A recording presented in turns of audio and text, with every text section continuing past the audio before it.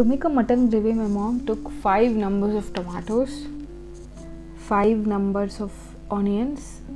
I helped her to chop all the onions. I totally chopped 5 onions and some amount of ginger garlic paste, maybe 2 to 3 spoons, and coconut. Coconut is totally optional. If you don't like the taste of coconut in mutton, you can avoid it completely.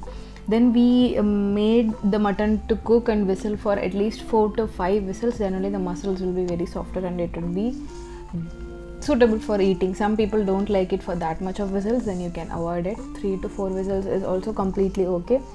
My mom always cooks it at its best.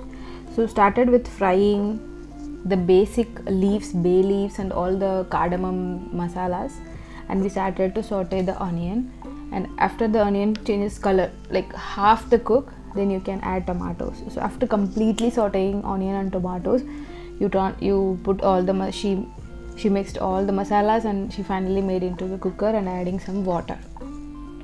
After the water boils for this consistency for like 5, after this happens after 5 to 10 minutes, then you have to add this coconut paste. So in this coconut paste she has added a green, you say it in Sof and Hindi, so seerakam in Tamil, green like green Sof like thing.